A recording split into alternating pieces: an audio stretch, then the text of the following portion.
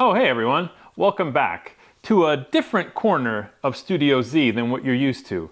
And the reason for that is today we'll be focusing on the staining and the finishing of this bedroom storage bench, which we built in a prior video. I'll leave the link in the description to that video as well.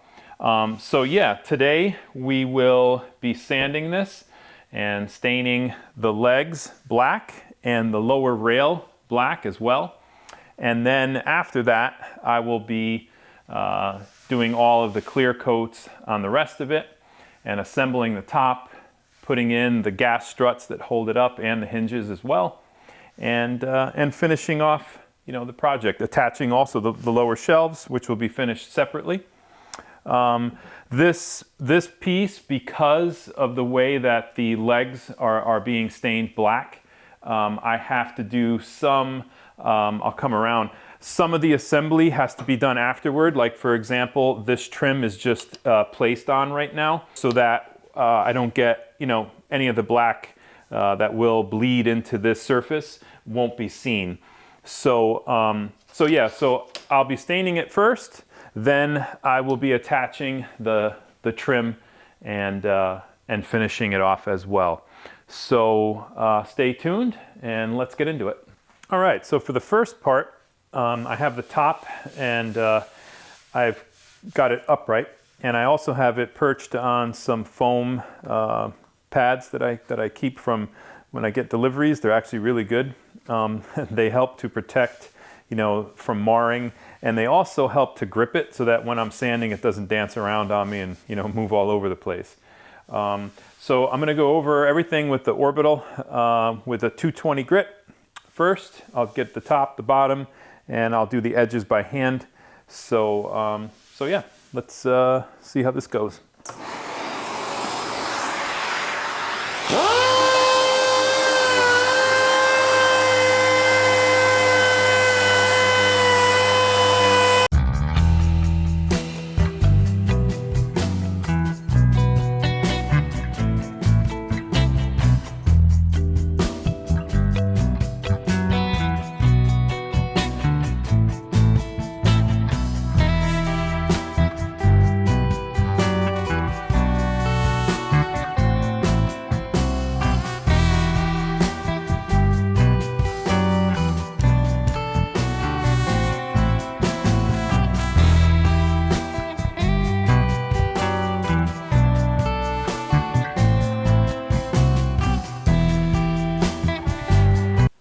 So now we're going to turn our attention to the main body of the bench, and I'm going to start off on the interior again with the palm sander, and I will be same thing, 220 grit.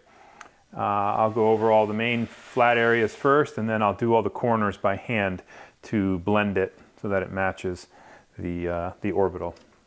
All right.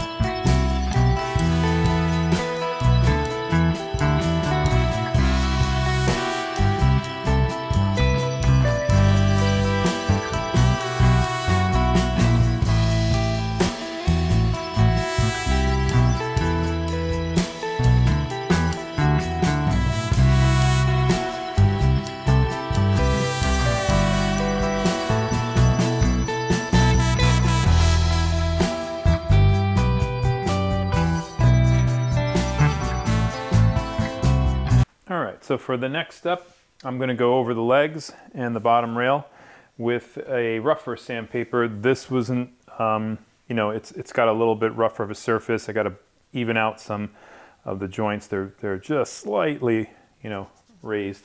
So this I'm going to go over with 100 grit, and then by hand I will go back over it with like a 120 grit.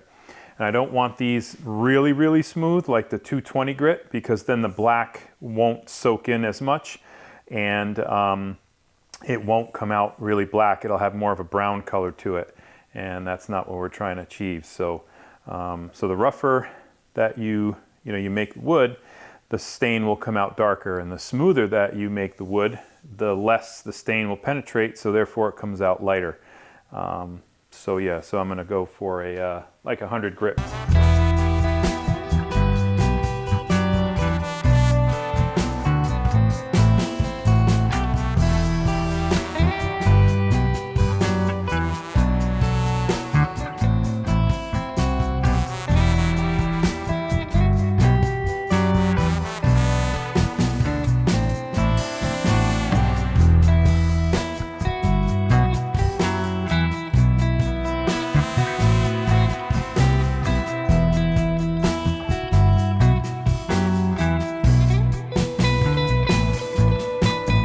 And now for a little handwork with the 120 grit. I'm going to go over all the small areas on the legs, the lower rail, and get it ready for staining.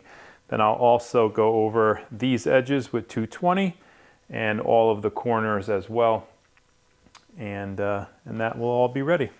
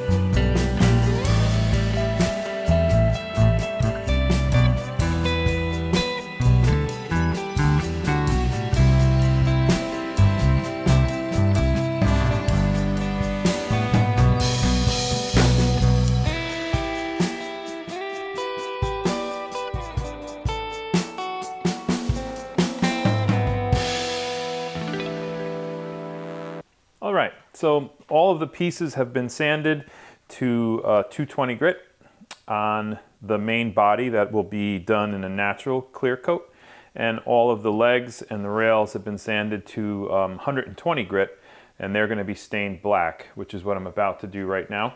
The product I'm using is a Duraseal.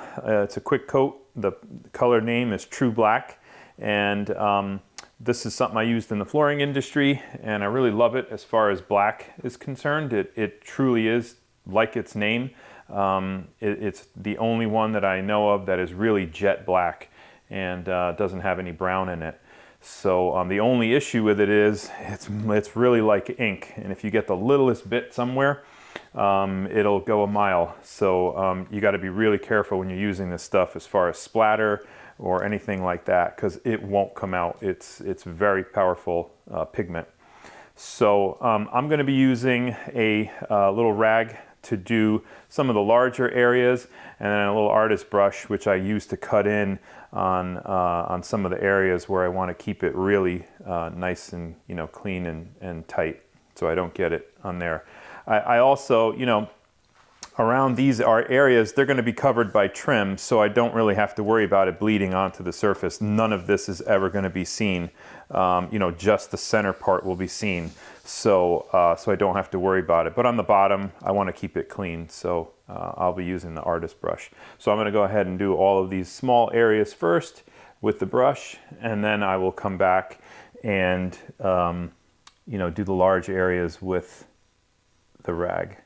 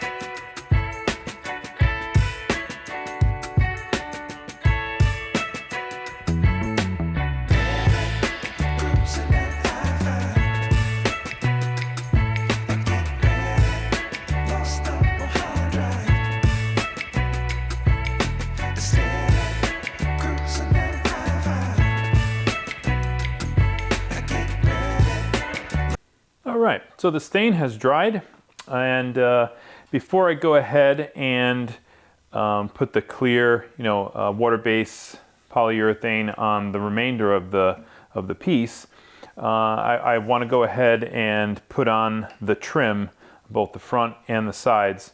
And I kept it off until now, again, just so that I can get some really clean lines, you know, from the not having to cut such a straight edge with the black stain, because this stuff bleeds really badly. It's very powerful.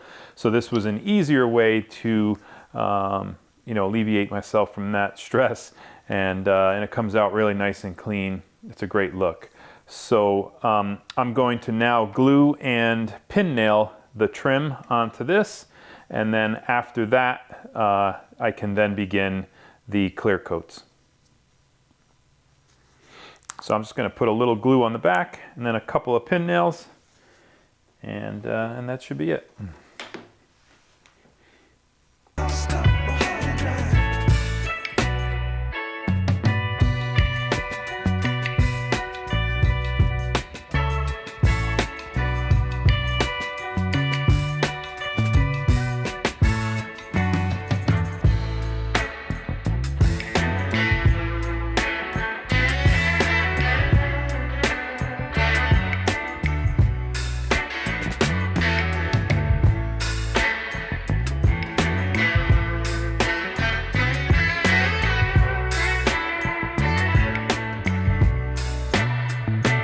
All right, so we finally arrived at the coating stage where I'm applying the clear coats of water base on the bench.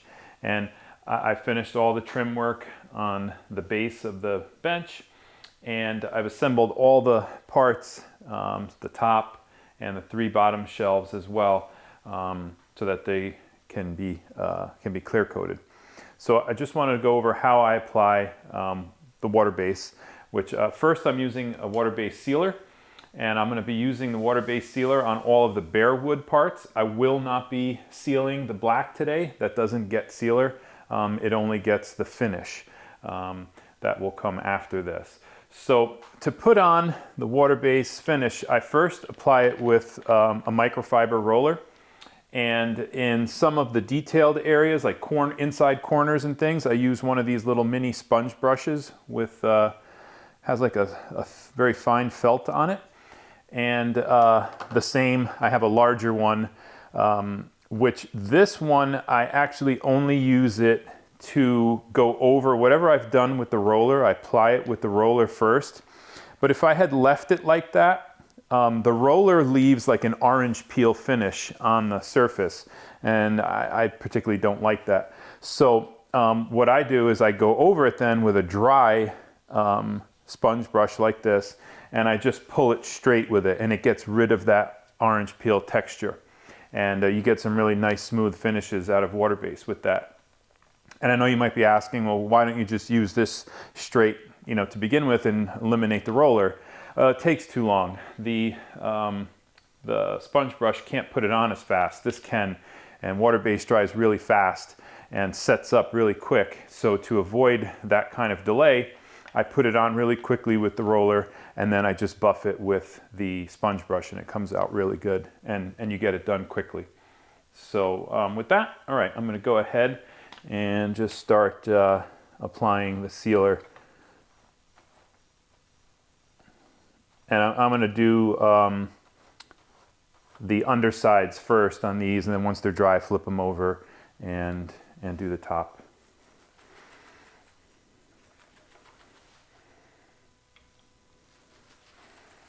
I'll do the whole surface first, and then I will go over it with the sponge brush.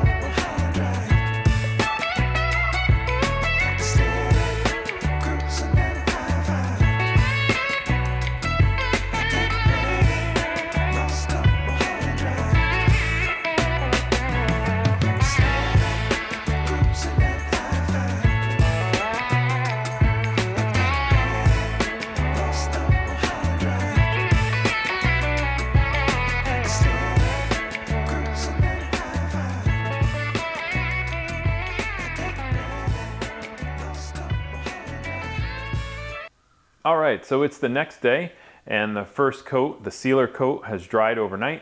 And I've already gone ahead and abraded it with 320 grit sandpaper. I just go over it by hand, and really nothing to it. I just abrade it. I do all of the surfaces, the sides, and then I vacuum it. And it's currently ready for the first coat of finish. And I'm using a water base that I had used in the flooring industry. This is a single component water base, and I didn't go with the 2K water base in this one. I think it's overkill for what this project is. It doesn't require it, and also the 2K is very expensive, so I didn't think that it was worth it on this one. This piece is for me. It's not for a client, so I'm not concerned about it. But this stuff is very strong, and it should hold up well. And so again, I'm ready to go ahead. I'm just going to wipe off what I had sanded there lightly. And the process is the same again as the sealer coat. I'll apply it with the roller and then go over it with the sponge brush, the sponge pad, to pull everything straight to remove the texture that's left from the roller.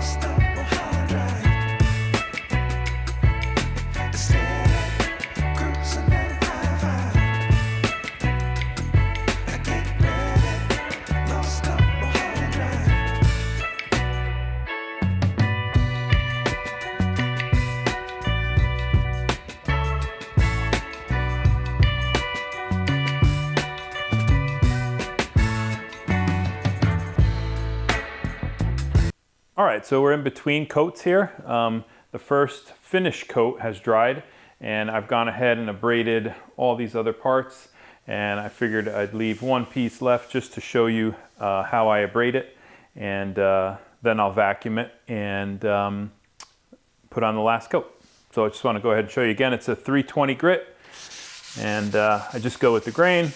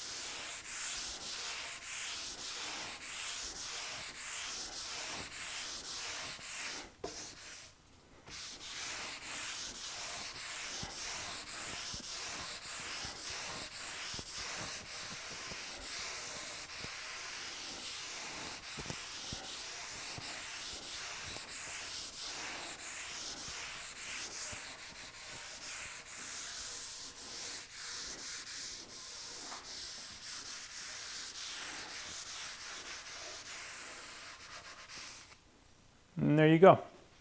All right, so now it's time for the last coat. Finally, we're there. And same process as before, no different.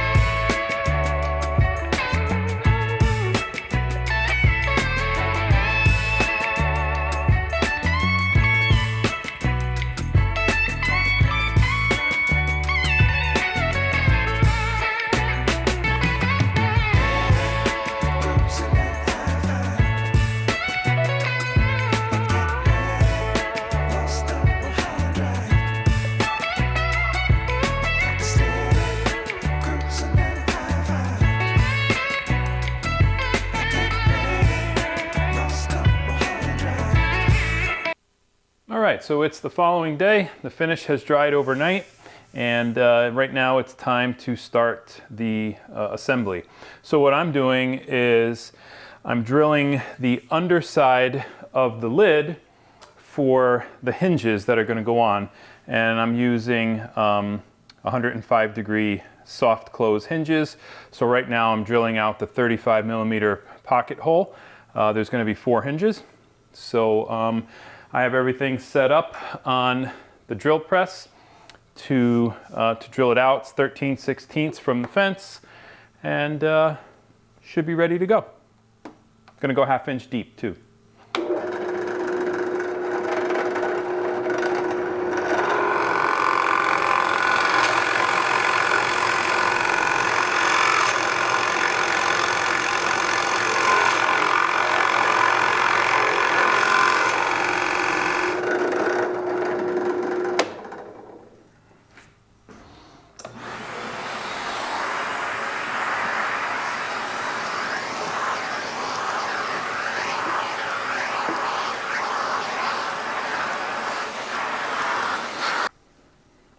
Okay, so it's time to screw the hinges into the underside of the lid. What I've done is I put a straight edge along the back side of the hinges so that I can, verify that they're parallel with the edge of the lid. So everything's straight, and I'm using a centering bit to drill out for the screws.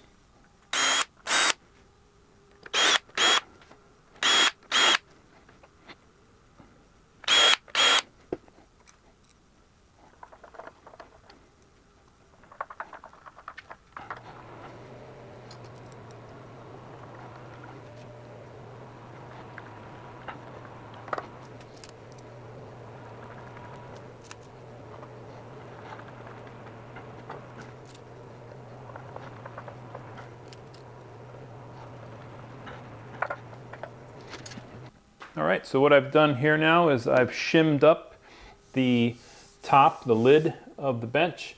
I have the bench on its side, and so I've propped it up so that when the hinges are, parallel, they align with the back of the bench, so that I can now use the same centering bit to drill in and accurately have the lid in its position left to right. I have a 1-inch overhang, so I'm all set to go.